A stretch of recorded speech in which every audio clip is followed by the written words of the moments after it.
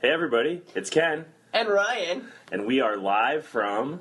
St. Louis, Missouri. St. Louis, Missouri. Home of the St. Louis Cardinals. We're about to, me and Ken from the men are about to, we're about to go take this tour of Busch Stadium. Yeah, well, you know what? Let's talk about that in a minute. You haven't been on the podcast for how long? Yeah, welcome back. I was going to lead into that. Yeah. Everybody's dying to hear what's going on, so let's get right to the point. Well, my name is Ryan Iceman McFessney. Iceman is my official God-given middle name. I moved. I had to move back for a little bit to Kansas City, Missouri, home of the Kansas City Royals. Go Royals! They just made the World Series. Right. Because I had eye surgery and it cost a lot of money. And so I moved back there and.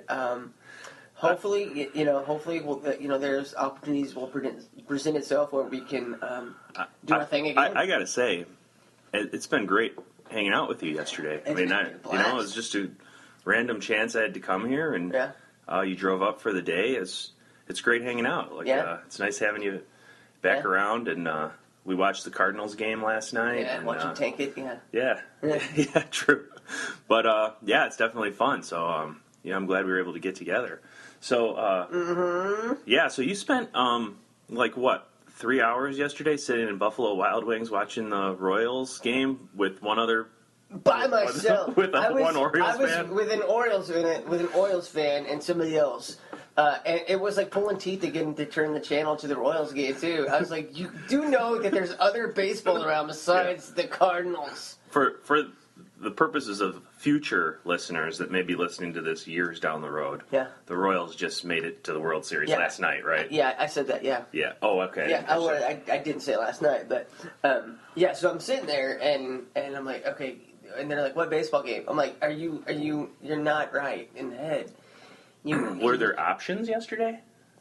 When the Royals game was on, that was the only baseball game, that was right? That was the only like, sporting event going on. So what the heck were they talking about? They had it on like the NFL Network. They had it on the Golf Channel. They had it on some ESPN talk show. Now, what do you think the reason for that is? I mean, I would think like everywhere would just have the last playoff game on the air before the World Series. Yeah, do you think it's Royals prejudice here in St. Louis? Yes. That's what I'm thinking. Yes, absolutely. There's no justification for that. That's just irresponsible. Yeah, I mean, when I walked into Buffalo Wild Wings last night, and I see this, like, sea of red, and then you, the only person in, like, the baby blue Royals, from head to toe, hat, shirt, possibly two shirts, and you were sitting by yourself, I thought, like... And undies. Undies, nice. Undies. Thankfully, I've not seen those. But, I thought that was my first thought. Is like, look at this guy here. He's an outcast. I was showing up. He doesn't fit in. No, I was milking in the moment. Yeah, but something tells me you kind of like that, right? Like I enjoyed it. Because here's the thing: is if people would see me and they'd be like, "Hey, did they win today?" And I don't know why I gave a Boston accent, but that's what they like. Hey, I was like, "Yeah, they swept them again. That's awesome." Yeah. Nice. And literally, like when I was walking out to my car, it's like, "They won, yeah, awesome, go Royals!" I'm like, "Yeah, Yeah, So I I've gained a lot of love from the Cardinals fans. I can't wait to see the reaction when we show up to Busch Stadium with you fully decked out in Royals gear. Oh, it's St. Louis on the verge of not making it to the World Series. I laugh because I love. That might be a good video right there. Here comes the Royals fan to St. Louis. Royals fan dressed up. There's our video. George Brett, yeah. I'll just record you walking up to Busch Stadium, and then we'll see what happens. See if I get escorted out. Right. Sorry, sir. Like, no, you don't understand. My last name's LaRusso. That's pretty funny. I don't understand, man. Yeah. So, that's... that was fun, That's cool, yeah. It was fun, though. And I... the joke that I was telling... I'll do a little bit. Because Ken and I's first conversation... One of the first conversations when I met Ken... was about baseball. And right. This is, and I quote, he said, "Wait, people actually go to the Royals games?" You know what? I said this yesterday, and I'm still, other than like a month ago, I'm still surprised, if it was up to a month Sold ago. out, baby. Yeah. Sold out. It's it's incredible. So is Kansas City just like going crazy these days? Yeah, everybody's going crazy. Yeah. Yeah. Boy, you moved back there at the right time. I did. So now, what's your?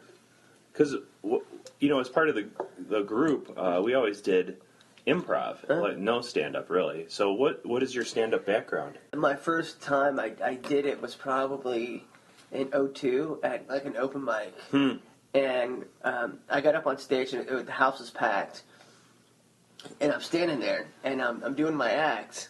And nobody's laughing, and I'm getting silence. But isn't that I mean, anything you read about, and that's not something I've ever tried, nor have I necessarily had a desire to try doing stand-up, but everything you read, they all say that's part of it, Yeah. Going in front of these crowds and bombing, Yeah. and then, like, figuring out how to fix it. And I've actually read, and you could comment on this, but I forgot who it was, but some comedian will purposefully go into small clubs, still famous comedians, and try out like their new material. And some nights it'll just be terrible. Yeah.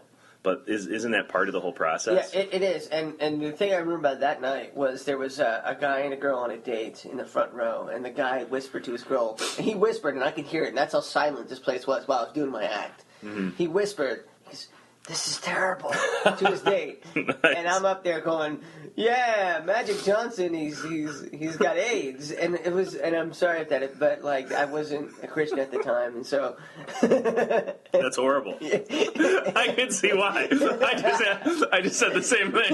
This is terrible, but it's not like it's terrible. Like it's terrible that you're making a joke about this. No, it wasn't like I wrote those jokes either.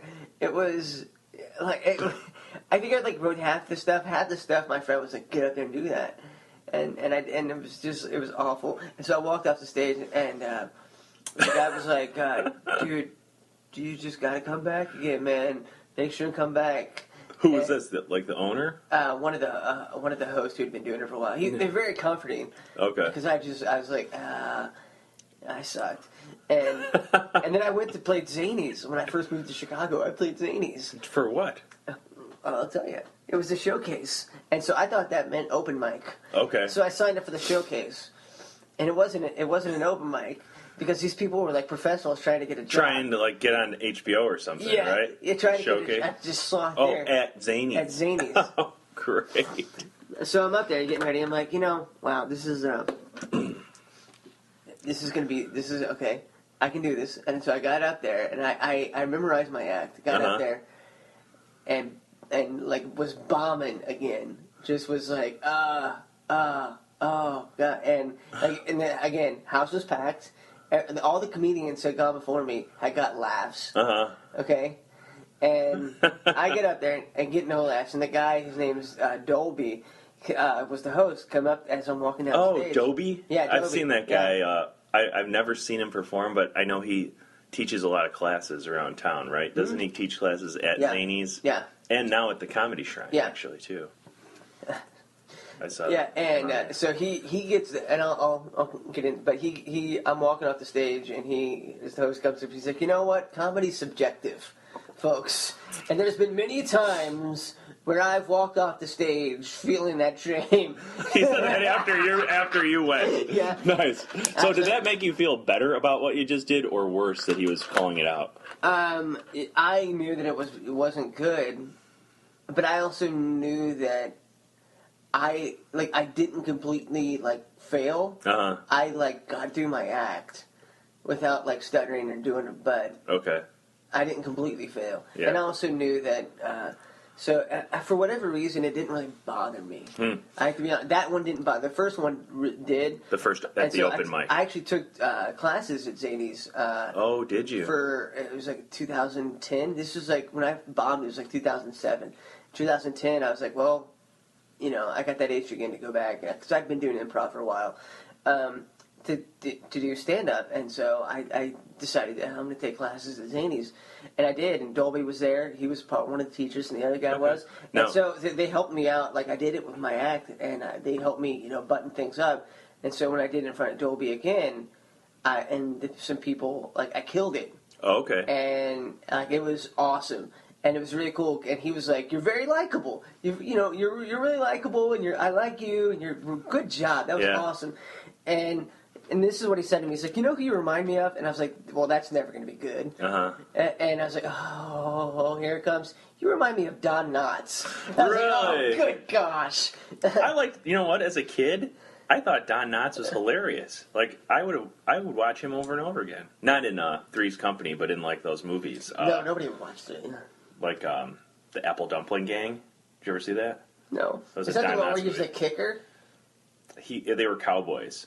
They were like bumbling around cowboys. Right, yeah. It was really funny. He might have been in like Apple Dumpling Gang #2, but he was in one of them. When I was a kid, I loved that movie. But the class at Zany. So, tell me something like that you got out of it, or how do you teach? You have to be real. That's surprising. How do they teach stand up? You have to be real to yourself. And yeah, that's what they tell you. That's what I got. It's like, okay, don't, like people can tell if you're kind of being phony up there and just doing an act instead of kind of being yourself. Okay, and what do you mean by? Is that something like this Dobie actually told you? Try to be real to yourself. Or like that's the gist of what they were trying to teach. Yeah. And what does that mean exactly? Like, well, like in your case, it means it's like if I do a bunch of marriage jokes and I'm not married, I can't really, Okay. Like I can't, like I'm not married, so it doesn't for me to get up there and be like, yeah, those people that are married, when your wife does this, it doesn't make any sense because that's not me. In other words, like if I'm up there trying to, impersonate like Chris Rock. Okay. Like when I'm like, yeah, but come on, get up there and just go, hey. Yeah. Or like in that kind of persona. Even like just with your mannerisms and everything, just kind of figure out. Essentially, I mean, what I'm getting from what you're saying is find your voice. Go from your own experience too a little bit. Yeah. Yeah. Or what's true to you, whatever that is. Yeah, that's what I got from it. There was one guy who. Now, did that? I just had a follow-up question to that, so I didn't mean to cut you off. But did that? Then change your act? Yeah. Did you find that you were trying to be somebody else? Or I shouldn't say try to be somebody else, but did you find that getting that advice helped focus or kind of like focus whatever you were doing? And if so, how? Yeah, it definitely helped. It definitely helped focus it because my act after that was much better. Like what changed specifically? Just the way I wrote jokes. And just the way that I just trying to I don't know if I can explain it too well, but it's like trying to find your voice. And the way that I wrote jokes, there was like I wrote one joke. I forgot it was about me when I first started. It was about me playing baseball, and how I forgot what it was. I forgot the joke, okay. But it didn't work because people didn't believe it. That I did something about it. And the guy told me, he's like, well, what is that? That's just weird. Why would you, who would do that? Or something like that. And that's what the advice he gave me after the bit.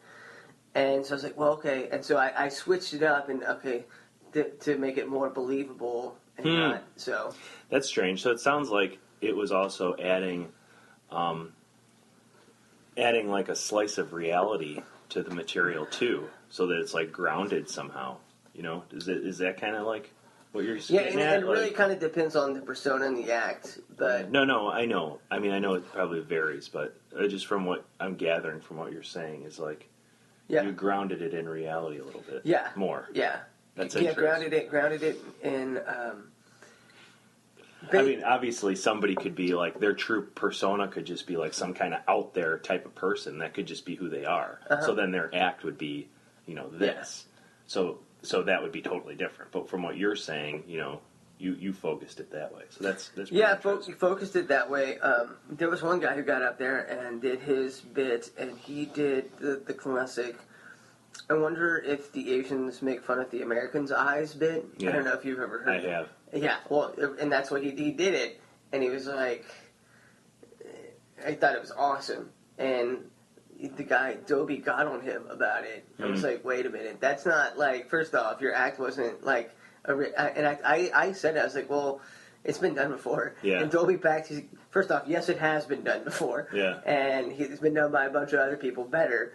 I feel like I just saw that joke when I went to Zany's last time. So, and he did that, and he was doing a bunch of stuff that really, and one, he didn't come across as likable, and two, it really wasn't.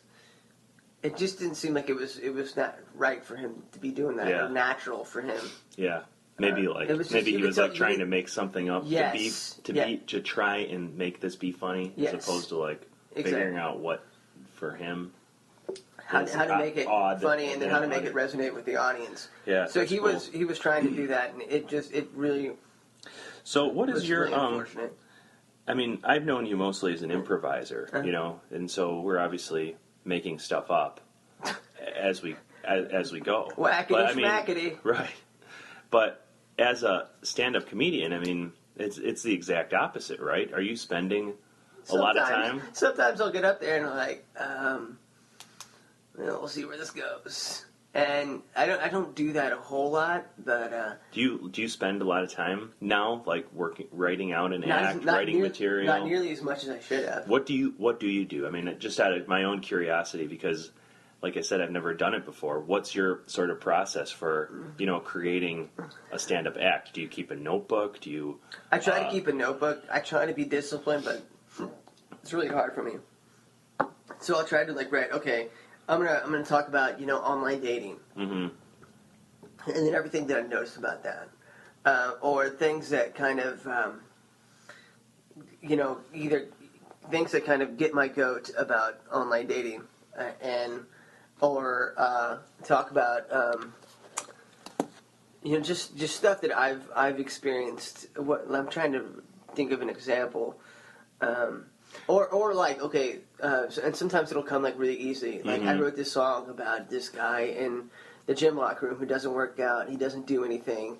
He's fat and out of shape, and he just sits there in the locker room and looks up at me and goes, "Hey kid, what you working on today? Arms and shoulders." Yeah.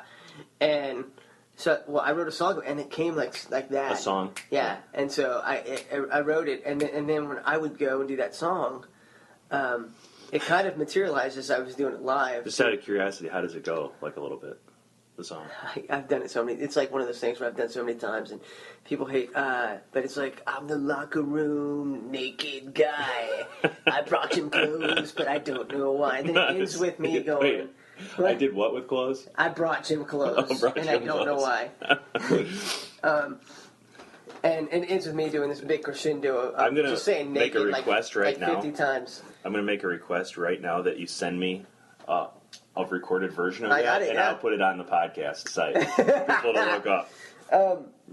Okay, will you do that? Yeah, that came really easy for me. This other stuff came really difficult. And I also tried to for my watching sports, we were talking the other day, or actually yesterday, about watching sports with girls. Oh yeah. Or people who don't normally watch sports, and they pick that opportunity to ask me a bunch of questions. Yeah. Or try to plan stuff with me. So what are you doing Friday the 16th? I'm like, are you serious? Yeah. The game's on. Right. It's the playoff game. So that's all material then you can use in your act, right? Uh-huh. These types of experiences like that. Pretty much That's everything. interesting because I was watching, I don't know if you ever watched Curb Your Enthusiasm. Yes. But Larry, in one of the earlier seasons, Larry David had some, it's a good imitation. He had some issue came up where the notebook he was carrying around got lost.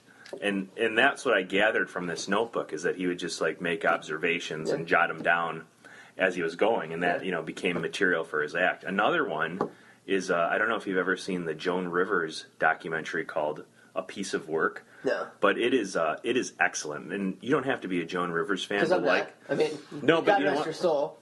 You don't have to be. But if you watch this show, it's a great sort of behind the scenes process of how she worked, and it was really fascinating. I mean, she had these card cabinets where she kept all of her jokes organized, and how she went about writing them down and getting them ready for her show. It was really interesting. I mean, there's a lot of work behind the scenes that you don't see, And then where they get their material from, I think, is always an interesting thing, you know. And I think what you're just saying, that's an interesting point too, you know, that it's coming out of these like sort of things that, you know, like this conversation we just had yesterday. Yeah. That's a whole like line of jokes right there, a whole like little bit. You know, and it came out naturally. And that could go forever. Yeah, and you can just like polish it and work it, and and that's polishing and working it is something that I still need to work on. Especially like I feel like I'm a pretty polished improviser. Mm-hmm. I'm probably gonna be a little rusty since I haven't done it in a while, but I felt like with Hobman I got to a point where I was pretty polished and I could go in a scene like me and you could go in a scene and just knock it out. Yeah. And like for this, I have to be honest with you. For this, I go on stage and I have like my A material that I do, like, which is the Naked Guy song, and which is another song I wrote called "Oops, I Told Her I Loved Her." Well, that's a song too. It's based on a blind date that I had. Do you have that song recorded? Yes. Okay, you need to send me these like pronto. Okay. I will put them up. But I will. But you gonna do that? Yeah. Okay, you have like links to them, or not links, but you can send me the MP3 files. I can. Okay. And it's called Oops. Yeah. But I have to be in full disclosure. I never actually did that on a blind date, but I just thought it'd be funny if somebody did. And so, right. And I was like, well, I look like the guy that would do that. Yeah. So. Well, you probably come close on a blind date. You know? Let's be honest. That there's probably a chance. You're like you're like walking the line when you say certain things. You would think, man, what would he do? Should I ask her to marry me right now? Wait a minute, is this too serious? That's just I mean, I understand what you're saying because you're saying like you're thinking back on some dates where you've like crossed that line a little bit. You just are pushing it like way over. Like, okay, I did it a little bit this time. What if I actually did that? Yeah, you know? Explore and heighten. Right. Yeah. That's pretty funny. Wait. Yeah. And so because in my mind I'm thinking. She marriage material. Right. I gotta go out. Yeah. I wonder what she. Yeah. Just like get straight to the point. Folks. That's pretty funny. And then you just go, okay, let's just cut to the chase. I'm gonna tell you I love you right now. Right. And then it's the song just kind of narrates that how she just hung her head in shame. That's fascinating. So outside of the stand-up, what else you been doing in Kansas City? Working on the movie. Working on the movie, right? So I saw the trailer for that. I know it's been in process for a long time, right? About a couple of years. Yeah, some of it's not my fault. That happens. But yeah, so coming along though. Coming along, I still have to get a way. I think I have to get a backup thing for my PC more. What do you out of the movie making process? So this is a short, or not a short film. This is a independent film that you made yourself, right? Low budget, and you pretty much did everything, right? You directed it, wrote it. Yeah, I kind of had to because Did you write it too? Co-wrote it, yeah. Co-wrote it, acted in it, and now you're editing it. Yeah. So that's a lot of hats to wear. But is there one of those? If I wanted to get it done, I kind of had to do that. Yeah. Is there one of those areas that you would, if you could focus on, you would focus on, or is it the whole process of the whole thing that you like? It would be the acting.